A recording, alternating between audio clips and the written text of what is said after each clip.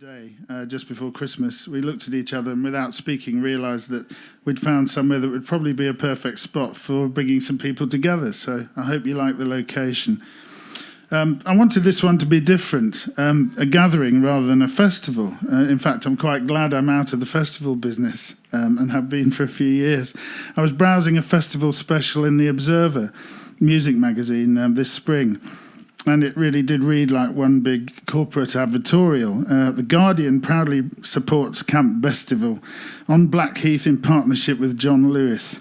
Latitude, sponsored by Smirnoff, Tuborg and BBC Music. Barclaycard presents British Summertime, and Cuff and Taylor presents Simply Red at the races. That was enough of an incentive, and it was a world away from what I wanted. So the idea was to shape this from the ground upwards and to try and do it organically. As generally that's the way I tend to do things, rather than starting from a balance sheet. The most exciting aspect, as I've mentioned, has been the way the volunteers have come together. I put out a call in March for what we called the first Campfire Circle meeting, and 23 people turned up at my barn in Braunston, some travelling a fair distance, one from Whitley Bay, 2 from West Wales, 2 from Brighton. By the end of the day, we had a feeling we had something special. And since then, a couple of the group have had to duck out, but the others have formed the most supportive and driven team you could really wish for. We had a second Campfire Circle here over in where the crew area is on a sunny weekend in late spring, and it was an opportunity to walk the site and imagine how we might put the event together. 5 more members came in then. Debbie told me afterwards she'd made new best friends. Caroline told me she'd started pushing herself beyond her comfort zone in ways she couldn't have envisaged. Lee told me he wanted to be the Fire Master General and look after our flames. Paul and Caroline both hosted Campfire Conversation events, and I was invited to speak at 3 other festivals. So new ideas collided and colluded, and stars emerged along the way. We were on a roll. Many Campfire volunteers have insisted on paying for their tickets this weekend to support this event, which I'm amazed by, and even though they're working through the weekend. So I'd like, please, to hear some applause for that gesture.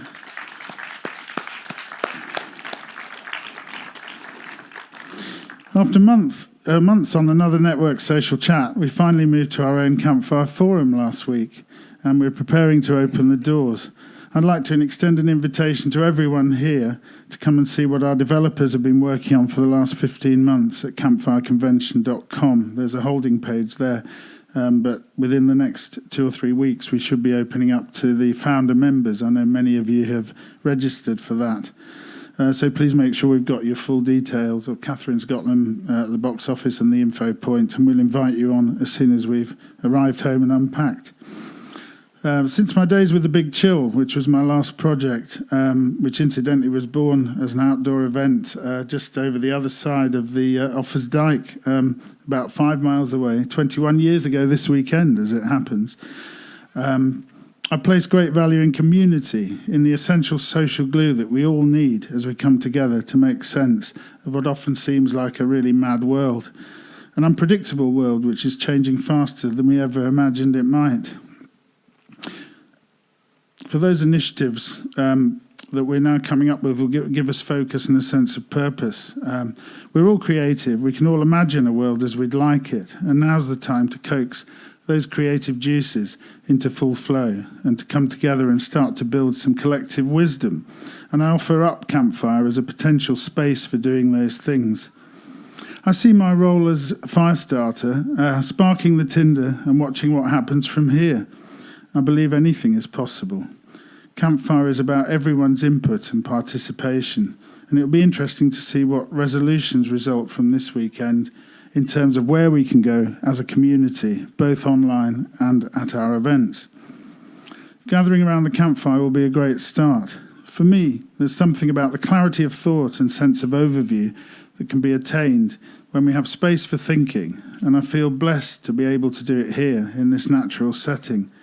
We have a primal need for both collective joy and a deeper connection with nature, and we'll aim to do as many of our future events as possible in this sort of setting, heading for the hills away from the arenas, the showgrounds, locations where inspiration can bubble to the surface.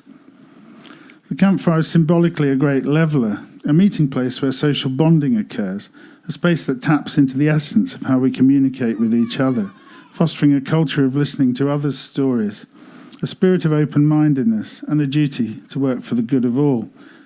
A recent study of the Kalahari Bushmen by Polly Weissner at the University of Utah recognised that the firelight chat not only aided our cultural and social evolution, but also differed markedly according to the time of day. Day conversation has a lot to do with economic activities, working, getting food, what resources are where, she says. It has a lot to do with social issues and control, criticism, complaints and gripes. At night, people would rather let go and mellow out and seek entertainment.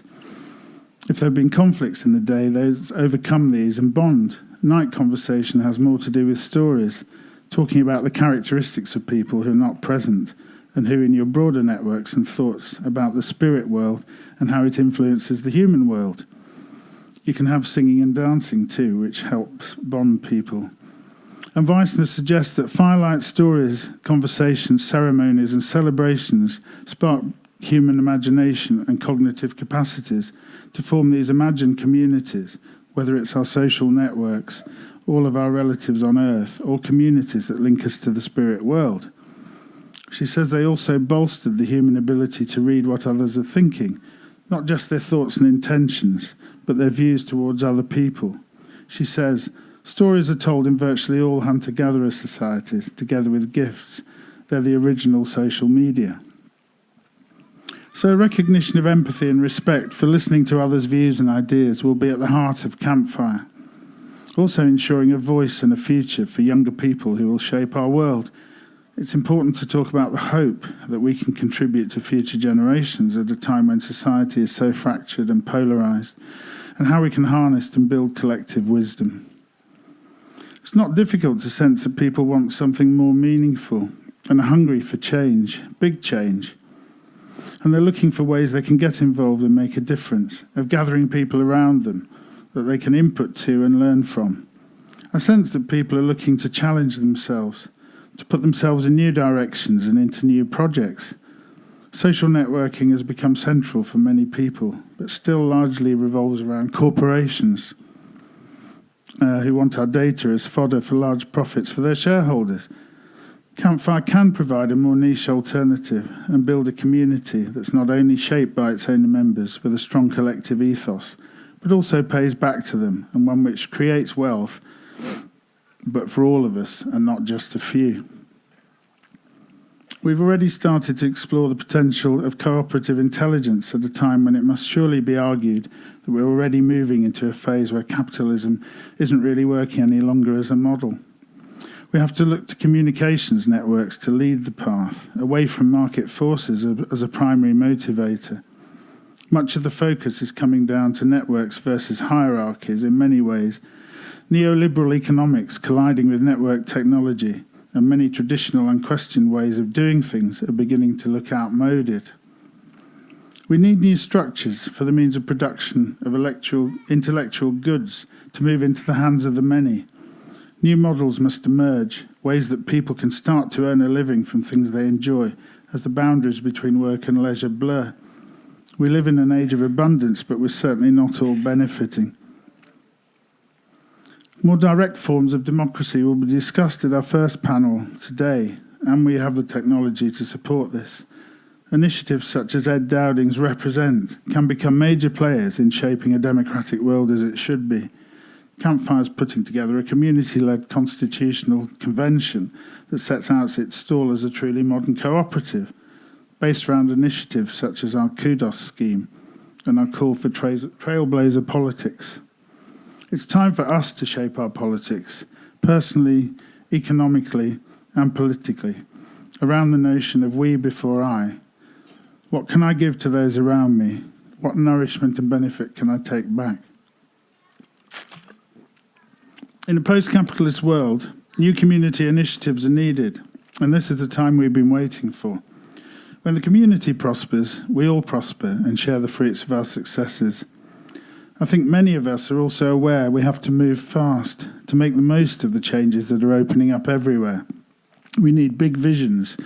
We need people able and willing to articulate their own utopian thinking for ways forward, and who can relate them to the here and now in pragmatic ways, making those bridges between ideas and initiatives rational, grounded in sound economic thinking, and accessible. Alongside that, we need vehicles for new media to be organising, adding new perspective and getting the message out, not just to Middle England, but globally. And we can use the power of the internet to our advantage to do that. So, how do we build the fire? What are we aiming for? Obviously, a thriving community, a vibrant website, and exciting events. But I think our vision can extend a lot wider.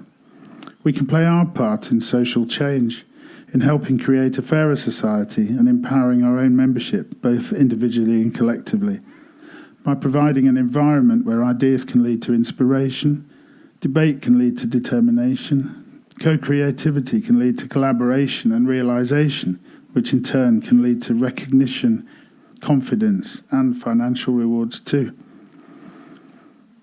What will the social network offer?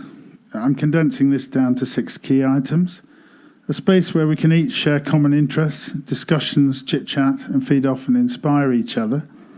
A portfolio space to show our best creative work and play highlights.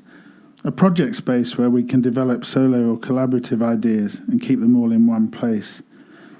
A magazine element which combines blogging with a daily diet of topical links to discussion-worthy articles, galleries, videos, playlists, all condensed into relevant guilds, which are our common interest groupings. A resource library where we can build and reference key articles via tagging.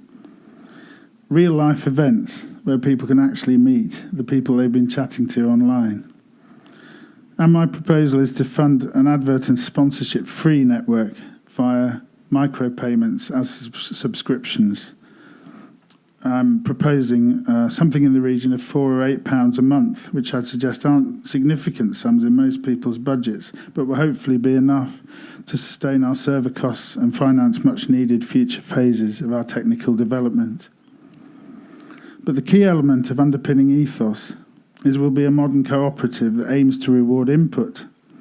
Those who step forward, whether with editorial skills, writing skills, photographic excellence, or general engagement, whether on the site as it grows or in the spaces we do our events, will be rewarded literally with an ongoing profit share scheme based upon kudos points earned for the above, or however we as a community vote to measure those metrics. How political should Campfire be?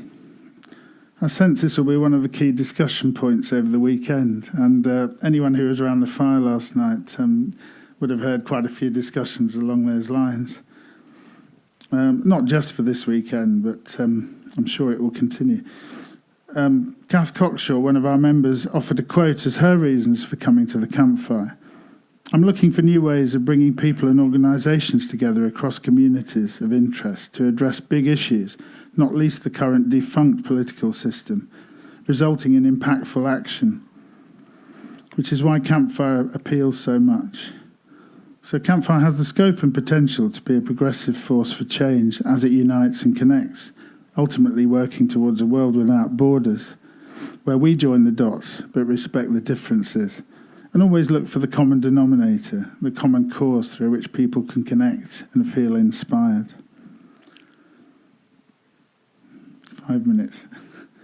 One way of formulating policy might be to appoint representatives via our guilds through an election process. We can have discussions, for instance, about the extent to which we're able to develop and support specific policy. For example, an increasing momentum towards universal basic income, which we'll also be discussing this weekend. The idea of an elected second chamber, of proportional representation, of cross-party alliances, of tighter environmental controls to counter global warming, of free education, towards shared resources in the public interest, against privatisation of many of our basic services. These discussions can become policies central to Campfire, and our role will quickly become clear, whether as pressure group, think tank or activist campaigners, whether working alongside progressive political parties or trailblazing our own initiatives in the absence of those from the major parties. It's high time to remind ourselves that we should be thinking about how we live the life that we want to live. So this tentative toe-dipping exercise at the first Campfire Convention hopefully gives a glimpse of where we can go with our events. Perhaps we'd like to break away from the performer-audience divide you see at so many events and organise into our 15 guilds. They're on the flags, which you probably noticed. And by area at our next event, to allow each guild to curate its own space. It's an open book, and when we go online, we'll be looking for people to become editors of the guilds and to curate spaces at the events. I want to make this a truly democratic festival. On the subject of ideas, I'm dedicating this weekend to a valued member of our team who sadly passed away a few weeks ago. Some of you knew Andrew Cowan, and his clear vision for Campfire shone through for the much work he put in for us, nurturing ideas, writing with a key sense of wisdom, and an innate belief that Campfire was always going to work. I'll be posting some of his articles on the website when we open. So, Campfire is rife with possibilities. As an online community with a sense of soul and purpose, as an event that's democratic in its scope and intentions, and I'm sure in other ways that we've not yet imagined. So I'd like to thank all the speakers, panellists, think shoppers, musicians, DJs, volunteers who've come together here in Michaelchurch Escley to get the campfire started. Now it's time to get on with the full programme over the weekend, and I really hope you enjoy it. I'm especially delighted that our keynote speaker accepted my invitation to open our first event. He's a person I've worked with before. His art installation, 77 Million Paintings, opened many people's eyes at the Big Chill, and his music has accompanied me through life since the early 70s. So I'm presuming he's here. I'd like you to give a very warm welcome to Mr. Brian Eno.